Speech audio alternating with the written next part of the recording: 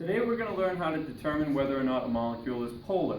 When a molecule is polar, that means you have an uneven distribution of electrical charge within the molecule, meaning you have one end that's partly positive and one end that's partly negative, and that will have a huge impact in how it interacts with other materials in the world. So in order for a molecule to be polar, it needs one of two things. It needs either an unshared pair of electrons on the central atom, or it has to have some molecular asymmetry, so that you don't have the same strength elements pulling in each direction. So here I have the 5 shapes we learned about the other day, and we're going to look at a couple molecules of each type to determine whether or not they're polar. I've written here a list of electronegativities for the elements that we have written up here, and that way we can compare the strengths of the atoms and the bonds. The first one, trigonal pyramidal, these molecules would both be polar for the reason that there's an unshared pair of electrons on the central atom, and therefore it's going to automatically, based on its shape, end up with an asymmetrical shape, an electron distribution. But comparing the two, nitrogen has an electronegativity of 3.0 and hydrogen has an electronegativity of 2.1. So comparing the two atoms, nitrogen is 0.9 stronger on the scale, quite a bit relative to the hydrogen. So it's going to draw the electrons in from the hydrogen, and you'll have a buildup of negative charge or negative density on that nitrogen. This will be partly negative, and the hydrogen end of your molecule will be partly positive. We use this Greek symbol delta to represent partially. When comparing that to this molecule, which is essentially the same thing except phosphorus is there instead of the hydrogen, they're a lot closer in strength, and this molecule would not be as polar.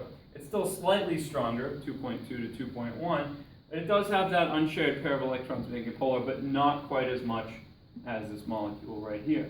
When looking at two different linear molecules, we'll look at carbon dioxide and we'll look at hydrogen cyanide. So CO2 has oxygen and carbon. Oxygen has a strength of 3.5 where carbon's only 2.5. Quite a big difference. So based on the bonds, they should both be polar. But as you can see here, since a linear molecule pulling equally in opposite directions is basically like playing tug of war with two equally strong people, the rope's really not going to move, and neither is the electron density in this molecule really. So these two would cancel each other out. This one would be nonpolar.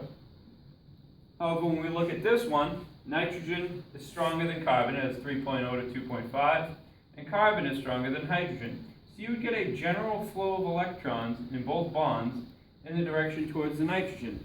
And you would end up with a partially negative charge here on this end of the molecule and a partially positive charge towards the other end of the molecule. So uneven strength, you're going to have polarity.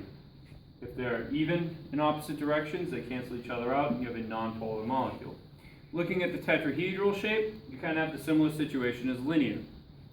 If you have atoms that are all the same strength pulling, chlorine's stronger than carbon, but they're all pulling equally in opposite directions, this molecule would be nonpolar because their poles would cancel each other out. However, if you have a molecule that's asymmetrical, where chlorine would be stronger, you would have a pull of the electrons towards the chlorine, making it partially negative, and then the rest of the molecule would be partly positive as the electrons are being withdrawn from it, making it partly positive.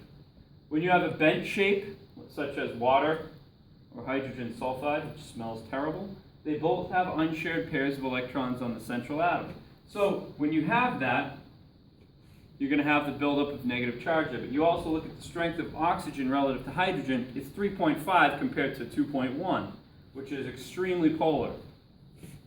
So what that's going to do is give you an electron pull towards the oxygen, and it's going to make the oxygen partly negative and the hydrogen partly positive.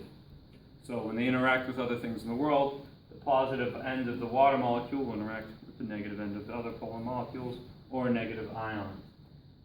This would also be polar, but not quite as much, because sulfur does not have the same electronegativity as oxygen. It's not going to be pulling as hard. So these would both be considered polar, but this would be more polar. Looking at triangular shapes, you can have basically, if you have the same element bonded to all sides, it's going to be an equal pull in opposite directions, just like we had in the linear and tetrahedral ones we showed. And that would cancel out and make this molecule nonpolar, even though fluorine is quite a bit stronger than boron. However, if we look at formaldehyde, the oxygen is quite a bit stronger than carbon, and you don't have that symmetry. So you're going to have a polar molecule as a result, with the electrons flowing towards the oxygen, making it partly negative on that end and partially positive at the other end, allowing it to interact with other polar molecules as well.